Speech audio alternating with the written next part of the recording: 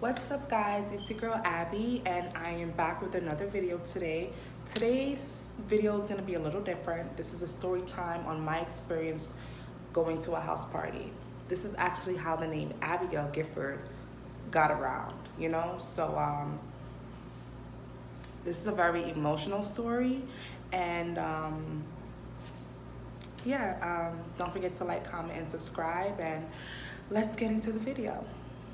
All right, guys, so let's start from the beginning. As you guys know from my get to know me video, I am Jamaican, so I do come from a strict household, and my mom has 4 kids, but with me, my mom was always a little more strict, I would say. My dad lives in Jamaica, and I only have my mother here, so anything she says, I would have to do, you know? But yeah. So I was in middle school around this time. I think this is around fall, I would say October or November. And I used to go to, for those who didn't know, I used to go to Wingate High School. So I was in 8th grade at that time. And at that time, I would say I just wanted to fit in, you know, I just wanted friends. And there was a classmate of mine that was having a house party. I think he was just turning 15 or 14, if I'm mistaken. I think it was 15. And, you know, he just came to class and was like, yo, I'm having a house party. Pull up, everybody come, you know? And, oh my God, like, I'm just like, oh, I wanna go. Like, cause like I told you guys, I don't get to go anywhere because my mom was a little bit more strict on me. My older sister used to do whatever she wanted. Yes, she was older, but she just got more, you know, abilities than me. So the whole time I was just thinking, like, how am I even gonna get to go? Because I know my mom's gonna say no. So I just had to thought of a plan. So anyways, that same day, after school was over, I went home, and my sister, I seen her, she was, you know, getting ready. I'm like, sis, where you going? And she said she's going to a party with her friends, and I'm just like, oh my God, there's this house party that's going on tonight, and I really want to go, and I think me and you should act like we're going to the same place and tell my grandmother, and make it seem like we're going to the same place, and then after your party's over and mine, we should just meet up somewhere and then go home together to make it seem like we did go the same place.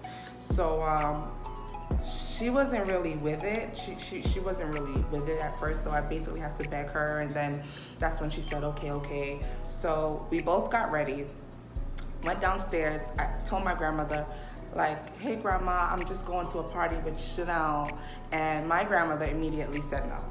So I'm like, oh my God. She said she would have to call my mom to get the answer. So she called my mom. My mom had a little fuss about it, but then in the end she did, you know, say yes. So I was so happy because I'm just like, oh my God, I can't believe I'm actually about to go out. I can't believe I'm actually about to have fun. I just was excited. So we left. We both went our separate ways. At the time, I didn't have a phone, so I had to use her phone to call the girls that I was going to meet up with to go to the house party. So I called them off my sister's phone. We all agreed to meet on, I think, New Lots or Sutter Avenue at the time. This is in East New York. And so I went on the train. I lived on Utica. I went on the train, on the 3 train, and I think I met them on Sutter Avenue. And it was 3 girls, Lala, Nima, and Moesha. So me, Lala, Nima, and Moesha, we met up with each other, and we walked all the way to New Lots. That's where the house party was. So we walked all the way to New Lots. Just pay attention to how I'm saying I went with 3 girls, Lala, Naima, and Moesha. All 3 of us went there together. So we reached to the house party, and we went there, and oh my God, immediately the house party was full of boys. It was more boys than girls. I think we were the first girls to reach there, and it was just 3 of us. So it was like, I would say the maximum 15 boys and 3 girls. So, you know, music was playing, everybody's, you know, having fun, dancing a little, you know, just talking, regular girl stuff. So I would say about 3 more girls came. So now in total, that's 6 girls and still 15 boys. And then there were more boys still coming in on top of that. So yeah, we were having fun. Boop, boop, to the woo, you know, we're having fun. And there was this boy that came in that I liked in middle school. And we did used to speak. And, you know, so he came and I was a little excited to see him. So he came and he sat down, and there was this girl in there that we didn't really get along. So I seen her sit on his lap, and immediately, I was a little furious in my mind. So I just got out the room and was just standing on the wall, just looking around. And the 14-year-old, my classmate that was turning 15, his mother was there, and she handed me a drink. Mind you guys, I never smoked and I never drunk a day in my life at this time. So she handed me a drink. It was Long Island iced tea. It's a liquor called Long Island iced tea. She handed me a drink, and I drank it. So after she handed me that first drink, I took myself and I, kept pouring out myself that liquor. I kept drinking. Somebody handed me a blunt at that time, and I was smoking. And for a second, I felt a little lightheaded. I would say I felt very lightheaded.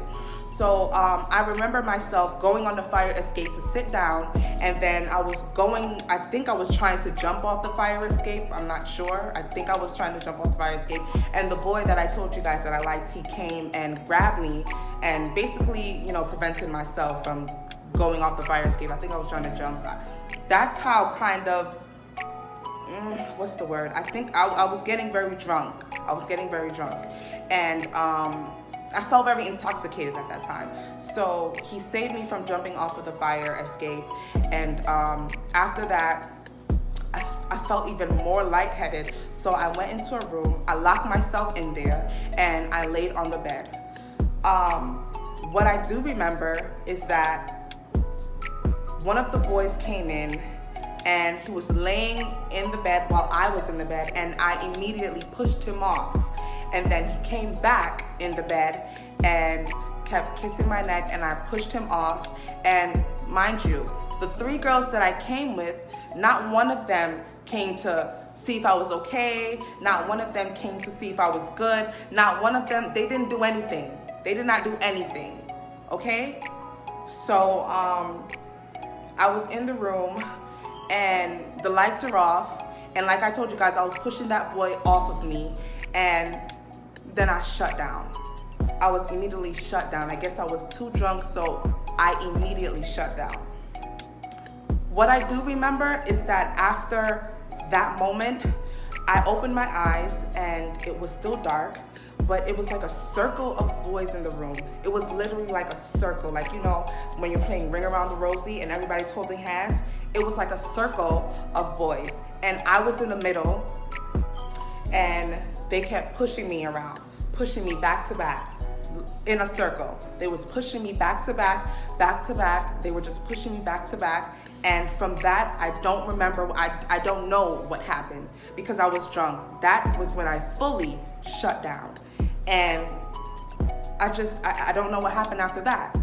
So I would say a few hours probably passed, of course, where I woke up and I didn't see anybody. I was still in the house. No music was playing. Everything sounded empty. You can literally hear a needle drop in there. Nobody was in there. When I woke up, I see my sister, and I'm just like, I couldn't really speak because I still kind of was getting over the intoxication at that time. But I'm looking at her, and my eyes shut again. So then when I woke back up, I was in my home, I was in my house, and I woke up in the shower. I guess my sister was running the shower on me, I guess to wake me up, because I think I was fully intoxicated at that point. So she was running the cold water on me to wake me up. I wasn't really waking up. Like, my eyes was opening and my eyes were shutting, so it was like an on and off, like an open close type of moment. And after that, she dragged me off, put me in the bed. My grandmother made me some soup. At that time, I'm just like, okay, my mind, I'm starting to wake up more. I'm starting to remember certain stuff. And I'm just like, oh my God, when I see my grandmother make me the soup, number one, I already knew that I was in trouble because I'm pretty sure they found out that me and my sister did not go to the same place. And yeah, so I immediately knew that I was in trouble from that moment. So my grandmother made me some soup. I drank the soup. Guys, the party was on Saturday. I'm so sorry. The party was on Friday. The party was on Friday, and I was in the house on Saturday. I came back home on Saturday morning. So this was Saturday, and so I drank the soup, and not too long after drinking the soup, I immediately threw up all of the soup. I threw up the soup, then I went in the bathroom and I started to throw up more, and then I can see the weed in the toilet while I was throwing up. Everything was coming out of me now. Like, I was just throwing up for a full hour, I would say. And my grandmother, they called the ambulance, and they came, they checked my heart rate, they checked everything. They gave me some Gatorade. I have asthma, so they did put the machine on me as well, and they basically kind of treated me and said I just needed to stay in the bed and somebody needed to watch me. So the ambulance left, and I drank the Gatorade like they told me to, and I felt a little better. And then I went on my sister's laptop and I signed on Facebook. And I'm scrolling and I'm seeing everybody talking about, yo, the party was crazy, and this girl is a this and this girl is a that. And I'm like, oh my God, who the hell are they talking about? As I kept scrolling, I see a very disturbing picture of me online. And I kind of couldn't believe that was me. At first I didn't even think it was me, but then I seen my bra on. I just looked at the picture and I knew it was me. I didn't think it was me. While I was looking, I'm like, oh my God, that's me. So the picture was basically of me. I was very intoxicated. My eyes was closed. My hand was on my bra, which means that somebody took off my shirt. My hand was on my bra, like, you know, when you're in the casket. My hand was like this, lay down, and I had like white stuff all over my face. And it looked like somebody ejaculated on my face. That's what it looked like to me. And I couldn't really believe what I was looking at. I was very in shock. And I'm just like, what the hell? Like, I was just like, I couldn't, I'm like, first of all, I'm just like, where's Lala and where's Moesha and where's Naima? Because I went there with them. We all went there together. So how come something like that happened to me while they was there? So I wrote all of them, and everybody's story just sounded so different. Everybody's story sounded so different, and I didn't even know, I just was in shock, you know? And I'm just like, wait, what happened to me? Like I told you guys, I don't remember nothing. The only thing I remember was when I laid in the room and I pushed the boy off of me, and then my eyes opened again and I was in a circle, and they were pushing me back to back around in a circle. And then after that, I don't know, because I was just so intoxicated. So I don't know what happened to me. So I'm looking online and I see the pictures, and I looked in the comments, and everybody's just like, oh, she's a whore, she's a hoe, oh no, who girlfriend is this, or who friend is this and stuff. And I'm just like, I was so burnt that day. I was very burnt. I was very embarrassed, because I'm just like, I can't believe this happened to me, knowing that I went with 3 girls, you know? So a lot of things was just circling through my mind at that time. Like I couldn't believe that was me in the picture. Like I couldn't, you know. And I don't know why when I seen the picture I didn't cry. I don't know. I just didn't cry, because I knew that whatever happened to me, that's not my intention. That wasn't my intention. When I went there, that wasn't something that I planned to happen to me. That wasn't something that I was with. That just wasn't something that I was, no. You know, I fully got taken advantage of just looking at the picture. So I don't know, a tear just didn't run through my face. Most females probably would have been cried or probably kill themselves, but I don't know. I just didn't do that because I knew that that's not something that I was into. That's not something that I wasn't looking for it, you know? And so, you know, that whole Saturday, it kind of was very, very bad. Now, my mom, she worked at a living nursing home where you pack your stuff and you stay there for like 4 days, then you come back home for the rest of the 2 days. She came home the next day, which was Sunday. And like I told you guys, my mom was very strict with me. So immediately we went to the police station and we filed a report. And while I was sitting there, the cops was asking me certain questions, like, do you know what happened to you? Can you count how many people was there? I was answering the questions. But something in me told me that the police, they didn't really believe me. Because at that time, the generation, I don't know, girls lie about stuff, knowing that they were into it the whole time. I don't know, but to my opinion, I don't feel like the officer believed me. But anyways, we went back home from the police station, and the next day was school, which is Monday. I went to school the next day because, number one, I knew that what I went into and what happened, I was not into it. That was not something that I wanted to do. That was not something that that just wasn't me. So I went to school the next day, and I seen Lala, I seen Naima, and I seen Moesha. And I asked all three of them what happened, and not one of their stories sounded the same. Everybody's story was very different. And at that point, I was getting annoyed. I'm just like, am I ever gonna find out what happened? So I seen the boys that was there as well. Not all of them, because not every single one of them went to our school. But I seen the boys that went to, the party. And I asked every single last one of them. And everybody's story, like I said, sounded different. One story I heard that I got peed on. Like, they put me in a tub and I got peed on. Another story, nothing happened to you. You vomited on yourself. Another story, a bunch of boys. Listen, it was just a whole bunch of stories that I just didn't even know what to believe. But I knew something happened to me based on the picture. You know what I'm saying? And when that situation happened, it's like I was famous. Like, everywhere I go, everybody knew me. And which was very distasteful, by the way. Everybody knew me. Everywhere I go, every corner that I turn, every hallway that I walk, everybody was just whispering. Everybody was talking to me. And if you guys didn't know me and my sister, we went to the same same school. It was mixed with the middle school and high school. So I was in middle school in 8th grade and my sister was in high school. So every hallway I used to walk in, everybody was whispering like, oh my God, that's the girl that did all of that. She's a whore. Oh my God, she's this, she's that. I used to walk outside. I used to walk home. I used to go to the bus stop. People would stare at me like, oh my God, that's the girl. Oh, you talked to her? Like, there was this girl that I was with one time, and we was at the bus station, and this boy was like, yo, you talked to her? And she was just like, yeah. He was like, nah, why are you talking to her? And I'm just like it was crazy. But anyways, that same day when I went to school, after asking everybody, their story sounded different. I guess the principal found out what was going on. I'm pretty sure they seen the picture.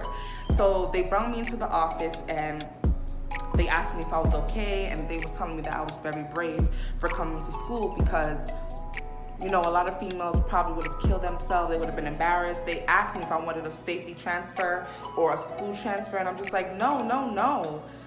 I got taken advantage of. This is not something that I was into, and I don't need to switch schools. Like, I don't know. I just didn't really take that situation in no way. The only thing that I was emotional about was that I don't know what happened to me. And I was very hurt because those three girls I kind of considered as my friend at that time. We all went there, and all of their stories sounded very different as well. So I felt so betrayed. I felt hurt. I felt like I just felt lost. I felt lonely, But yeah, so I was telling my principal, no, I don't want a school transfer. No, I don't want a safety transfer. And yeah, so I continued my school year there after that whole situation. And every day I used to come out of school, there was girls waiting outside for me, waiting to jump me. They're like, oh, are you effing my man? Are you sleeping with my man? Everybody's telling me it's you. Everybody was just pinning everything on me since that situation came out. Since that picture of me came out, everybody was just pinning everything on me. Aren't you that? I used to go to school, I used to come out of school and literally get into a fight every day. Every day was a fight. Every single day there was a fight. There was girls that I never seen in my life that wanted to fight me. It was just a lot. One day, I went through the park because now every exit that I was coming out of that school, there were people waiting to fight me. And I'm just like I really can't believe this. You know, I just couldn't believe it. So I went through a different exit, which was the back of the school to the park. So I went out the park and there was a whole, I would say it was like 25 girls in the park. And once I came out, they all ran to me. And I kid you not, one was pulling my hair, the other was pulling this side of the hair, the other was pulling this back, and they were just literally just fighting me. And after I got up, they were like, yeah, you slept with my man, I know that. And I'm just like, I put down my stuff and I caught one of them. And me and her had a fight and I beat her up. And she went to the Kings County Hospital because there was a ring that my grandmother gave me and it slashed her eye separate, like into two, and she has to go to the Kings County Hospital after that. And from that day, my principal called my parent and they put me in suspension school because it was just getting very bad. Now, I went to the suspension school and everybody knew me there too. Like it was like really crazy. It was very, very crazy, you know, even at home. Like, as I told you guys, me and my sister, we went to the same school, and there was times where I would be upstairs. I lived in the house, by the way. I would be upstairs, and I would hear her downstairs crying because she would say that she's embarrassed going to school. She's embarrassed walking the hallway. She said she hear everybody speaking about me. And me and my grandmother, we never really got along at that time. So, you know, my sister was crying, and at that time, my older sister, she used to get the attention throughout the whole family. Everybody loved her. Everybody looked at her like the pretty one, and I was like the okay one, I guess. And when she was crying, my grandma was like, she's just such a whore. And at that time, that's when I got emotional because I'm just like, my own grandmother didn't. It was just like, I couldn't, it was a lot. It was a lot. So anyways, I graduated middle school in the suspension school because I passed my test or whatever. And it was time for high school. Now high school, I think I was 14 or 13, probably 14. And this is when I went to a new school, which was Erasmus High School, and for my high school year, and I was in 9th grade now, and I got into a relationship with my current ex, and we were together for 6 years, by the way, and yeah, so I got into a relationship with him. The first, you know, minute that we got together, I immediately told him about the story that I'm telling you guys. I told him what happened to me. I told him that I don't know what exactly happened to me because I was taken advantage of and I was intoxicated. So I don't know nothing that happened to me. You know, I immediately told him because I don't know why I just felt like it would come back out. For some reason, I just felt like it would because that picture was following me every single where that I go. Everybody knew me. And I kid you not, there was people in the high school that knew me because of that picture as well. I used to hear them. I used to hear them talk about it. I used to hear them talk about me while I'm passing by. But I'm the type I just didn't care.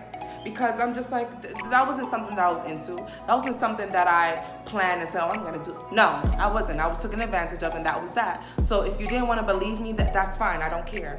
Everybody in high school that knows me know that I don't need to lie about certain stuff. I was a very open book, especially with my relationship that I was with for 6 years. You know, I was an open book.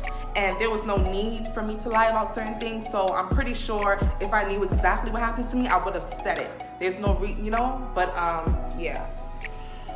So yeah, I immediately told him, and I kid you not, 2 months later, that picture came out. That picture came right back out. on Facebook.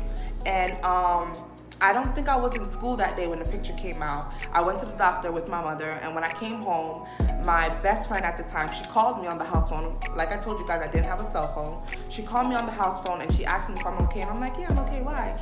And she told me about the picture. And she was crying and she was getting a little emotional, and like I said, that was my best friend. She seriously loved me. Like, we both loved each other. And yeah, I could tell she got a little emotional on the phone, like asking me if she's okay and stuff. And I'm like, yeah, I'm okay, you know? And I just really couldn't believe that someone would really sit there and post that picture. You know, it was just, like I told you guys, I felt like it was gonna come back out. I felt like it was going to come back out. And like I said, when I got into my 6-year relationship, I already told him about that situation from the beginning. So when it came out, he wasn't even shocked. He already knew, so no one could tell him anything because I already told him, you know? So, yeah. And, you know, when I went to school the next day, everybody was just looking at me. It's the same thing that happened to me in middle school. Everybody was looking at me. Everybody was judging me. And I did not care. I just didn't, because I kind of accepted it to the point that I'm just like, listen, this is just going to follow me to everywhere I go. And what can I really do about it? I can't do nothing about it. So as my high school year went on, people kind of started to get to know me. They started to know my personality, and they kind of like bypassed everything that they seen online about me, because they seen the stuff online and they got to know me in person. They're just like, this girl is nowhere near that. You know, like I told you guys, I was a very open book. I told everybody things that they wanted to. People used to ask me, and I used to honestly tell them. And yeah, they kind of didn't really believe it, and which I didn't really mind. I wasn't looking for somebody to believe me. I just wasn't looking for that.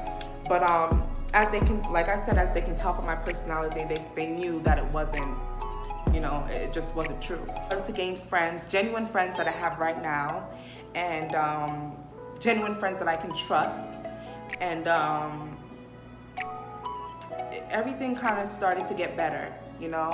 Obviously, I'm a Libra, so even if people kind of judged me or looked at me a certain way, I didn't care because I had my boyfriend. And you know, Libras, once we get into a relationship, we don't really care. We kind of block out everything and everyone once we have a boyfriend. So a good one too. And yeah, you know, and that was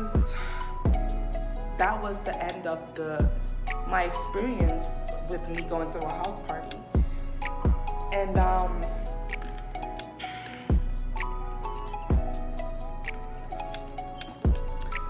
that situation is what made the name Abigail Gifford come out. No one would have never knew me if that situation never happened, if that picture never came out. No one would have ever knew me. And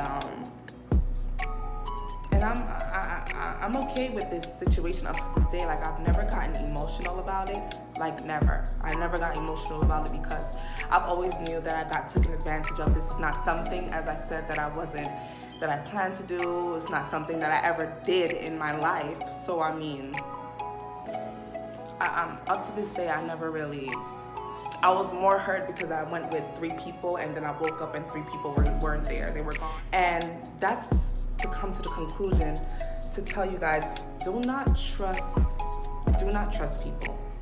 You know, be careful of who you call your friends. When you do have friends or you want to make somebody your friend, observe them when it comes to certain situations with other people. Just observe the people that you're around, because you never know. You never know. Do not trust anyone. Just be careful who you tell certain things to. Be careful who you keep around, because when it comes to certain situations like this is where you find out who your real friends are.